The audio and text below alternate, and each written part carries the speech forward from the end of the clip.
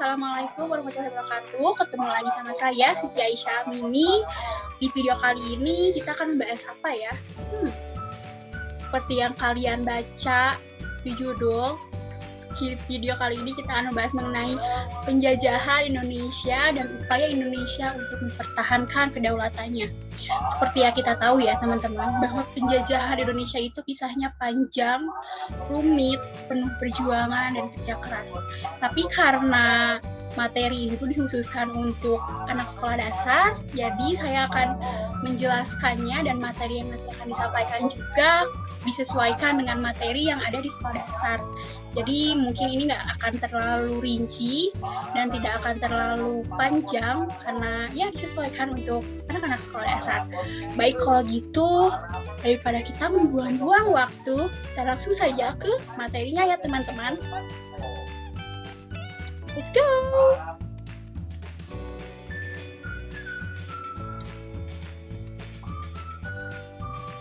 Penjajahan Indonesia dan upaya Indonesia mempertahankan kedaulatannya. Yang pertama, peristiwa kedatangan bangsa Eropa ke Indonesia. Nah, teman-teman, apa kalian tahu ini adalah gambar apa? Yap, ini adalah gambar cengkih, yaitu rempah-rempah yang sangat banyak ditemukan di Indonesia. Rempah-rempah begitu melimpah di bumi Indonesia. Melimpahnya rempah-rempah dapat meningkatkan kesejahteraan masyarakat Indonesia. Namun, rempah-rempah yang begitu melimpah juga membuat bangsa-bangsa di Eropa berusaha untuk menguasai perdagangannya. Nah, di sini saya punya beberapa pertanyaan. Kalian bantu jawab ya, teman-teman. Yang pertama ada, mengapa bangsa Eropa berhasrat memonopoli perdagangan rempah-rempah? Jawabannya, karena perdagangan rempah-rempah dapat menghasilkan keuntungan yang berlimpah bagi yang dapat menguasainya. Pertanyaan kedua, seberapa tinggikah nilai ekonomis rempah-rempah di mata bangsa-bangsa Eropa? Sangat tinggi, sehingga membuat bangsa Eropa ingin menguasainya. Pertanyaan nomor 3, apa hubungan rempah-rempah dan penjajahan Indonesia? Jawabannya, Indonesia kaya akan rempah-rempah yang bernilai sangat tinggi, sehingga bangsa Eropa datang untuk menguasai dan menjajah Indonesia sebagai negara penghasil rempah-rempah. Tahukah kamu hubungan antara cengkih dan penjajahan yang dialami oleh bangsa kita? Nah, teman-teman, cengkih memiliki banyak manfaat.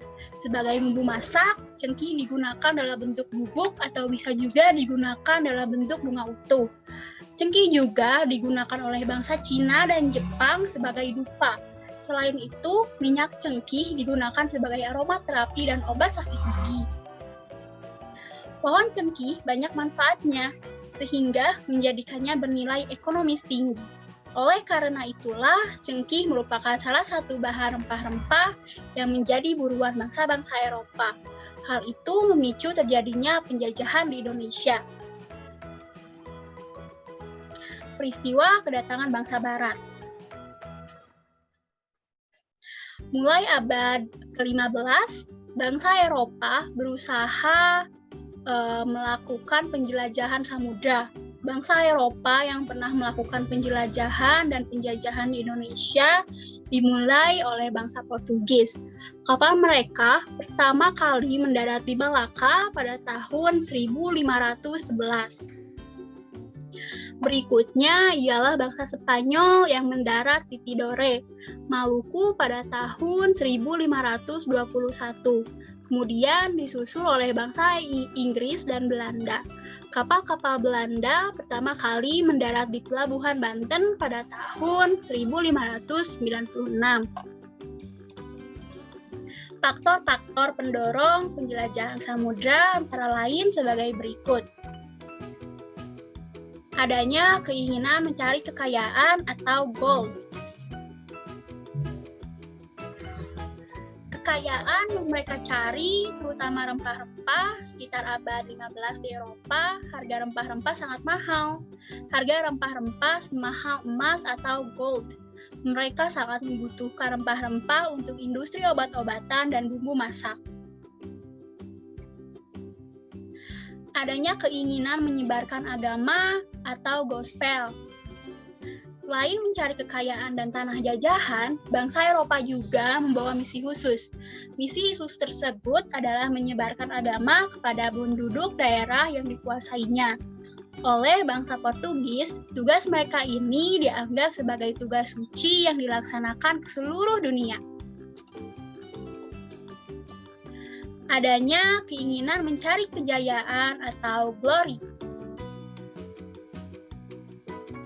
Di Eropa, ada sebuah anggapan bahwa apabila suatu negara mempunyai banyak tanah jajahan, negara tersebut termasuk negara yang jaya atau glory.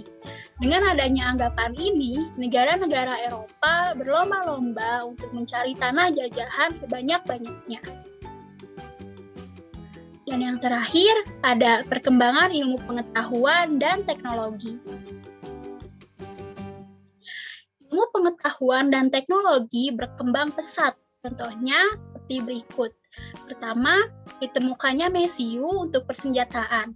Senjata dapat digunakan untuk melindungi pelayaran dari ancaman bajak laut dan sebagainya. Yang kedua, dikembangkannya teknik pembuatan kapal yang dapat digunakan untuk mengarungi samudra luas. Yang ketiga, untuk menentukan arah. Biasanya, mereka berpedoman pada bintang sehingga jika angkasa tertutup awan, mereka tidak dapat meneruskan pelayarannya. Dengan kompas, mereka bebas berlayar ke arah manapun tanpa gangguan baik siang maupun malam. Yang kedua, usaha mempertahankan kedaulatan Indonesia. Indonesia merdeka, namun banyak pihak asing tidak terima. Yang pertama, banyak tentara Jepang yang masih tersisa di Indonesia tidak mengetahui bangsa bahwa mereka telah kalah dan menyerah pada sekutu. Selain itu, mereka juga belum tahu bahwa Indonesia telah merdeka. Yang kedua, tentara Inggris atau AFNI yang dipimpin oleh Jenderal Sir Philip Christian sebagai perwakilan sekutu Asia Tenggara ditugasi untuk melucuti senjata tentara Jepang di Indonesia dan membebaskan tawanan sekutu. Yang ketiga, tentara sipil Belanda atau NICA datang kembali ke Indonesia dengan membonceng Inggris. Yang keempat, mereka tidak menghormati kedaulatan bangsa Indonesia, sehingga terjadi perlawanan rakyat di mana-mana untuk mempertahankan kemerdekaan Indonesia. Yang kelima, perlawanan tersebut melalui dua cara, yaitu A. Perlawanan fisik atau menggunakan senjata, dan B. Diplomasi atau meja perundingan.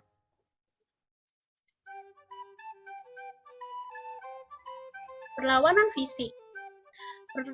Pertempuran Surabaya terjadi pada tanggal 10 November 1945. Maka setiap tanggal 10 November diperingati sebagai Hari Pahlawan. Dan berawal dari tewasnya Jenderal Malabi atau pimpinan sekutu. Tokoh-tokoh yang terlibat dalam pertempuran Surabaya diantaranya Bung Karno, Gubernur Suryo, dan Kolonel Sungkono. Perlawanan fisik Palagan Ambarawa terjadi pada 15 Desember 1945 di Ambarawa, Jawa Tengah. Kemudian setiap tanggal 15 Desember diperingati sebagai Hari Infanteri Nasional. Hal ini berawal dari sekutu mempersenjatai tawanan yang sudah dibebaskan dan membebaskan orang-orang Belanda secara sepihak. Tokoh-tokoh yang terlibat dalam perlawanan fisik Palagan Ambarawa diantaranya ada Kolonel Isdimin dan Kolonel Sudirman. Lalu ada perlawanan fisik Medan Area, terjadi pada tanggal 10 Desember 1945. Berawal dari orang-orang Belanda menginjak-injak bendera merah putih. Tokoh-tokohnya adalah Ahmad Thohir.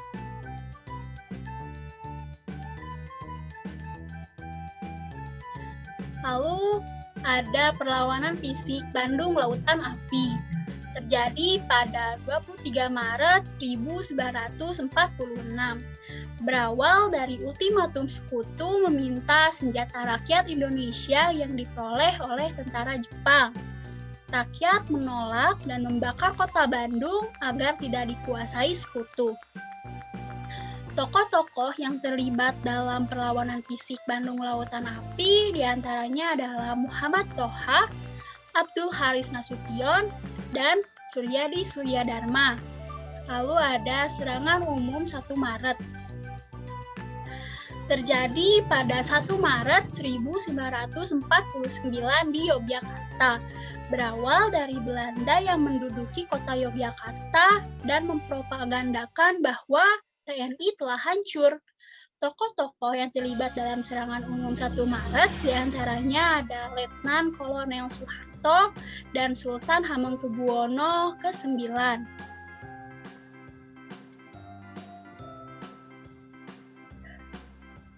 Lalu selain secara fisik ada juga cara diplomasi. Di antaranya ada perundingan Linggarjati diadakan pada 10 November 1946 di Linggarjati, Cirebon, Jawa Barat. Wakil dari Indonesia adalah Sultan Syahrir dan wakil dari Belanda adalah Profesor Sacher-Merhon. Hasil perjanjiannya yaitu Belanda mengakui secara de facto wilayah Republik Indonesia, yaitu Jawa, Sumatera, dan Madura. Yang kedua ada Belanda harus meninggalkan wilayah Republik Indonesia paling lambat tanggal 1 Januari 1949. Yang ketiga, Belanda dan Indonesia sepakat membentuk negara Republik Indonesia Serikat atau RIS. Dalam bentuk RIS, Indonesia harus tergabung dalam Persemakmuran Indonesia Belanda dengan mahkota negara Belanda sebagai kepala uni. D. Belanda mengingkari perjanjian ini dan melancarkan agresi militer Belanda I pada tanggal 2 Juli 1947. Cara diplomasi yang kedua adalah Perjanjian Renville, diadakan pada 17 Januari 1948 di atas kapal Amerika Serikat Renville yang sedang berlabuh di pelabuhan Jakarta. Delegasi Indonesia adalah Amir Syarifuddin sebagai ketua, lalu ada Ali Sastro Amijoyo, lalu ada Haji Agus Salim, Dr. Chwatik Klen, dan Nasrun.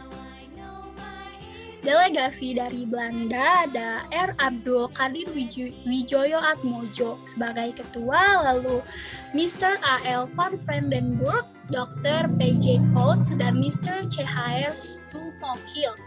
Hasil perjanjiannya di antara lain, Belanda hanya mengakui wilayah Republik Indonesia adalah Jawa Tengah, Yogyakarta, dan Sumatera.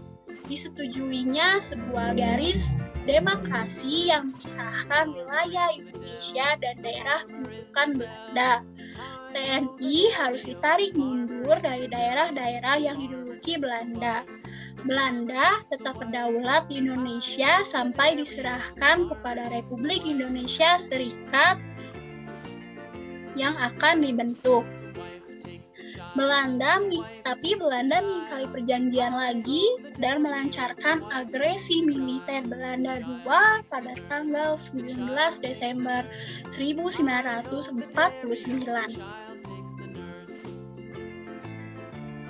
Lalu cara diplomasi yang selanjutnya adalah perjanjian Rome-Royen, diadakan pada 17 April 1949 di Jakarta. Delegasi Indonesia adalah Muhammad Roem dan delegasi Belanda adalah Van Royen. Hasil perjanjiannya diantaranya Belanda menyetujui kembalinya pemerintahan Republik Indonesia ke Yogyakarta. menghentikan gerakan-gerakan militer dan membebaskan semua tawanan, tidak akan mendirikan atau mengakui negara-negara yang ada di daerah yang dikuasai oleh Republik Indonesia sebelum tanggal 19 Desember 1949 dan tidak akan meluaskan negara atau daerah dengan menjadikan Republik Indonesia, menyetujui adanya Republik Indonesia sebagai bagian dari negara Indonesia Serikat, mengusahakan agar konferensi meja bundar segera diadakan sesudah pemerintah Republik Indonesia kembali ke Yogyakarta. Sekian materinya.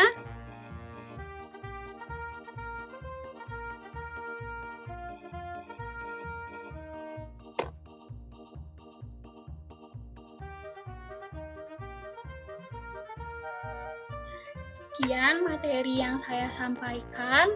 Mohon maaf bila banyak sekali kekurangan dari video ini dan banyak salah-salah kata. Saya sangat sadar banyak sekali. Tadi juga ada beberapa yang di materi yang mungkin tulisannya kurang tepat dan cara saya menyampaikannya juga kurang baik. Saya mohon maaf, tapi saya berharap semoga materi ini bisa bermanfaat untuk teman-teman yang menontonnya. Dan terima kasih. Wassalamualaikum warahmatullahi wabarakatuh.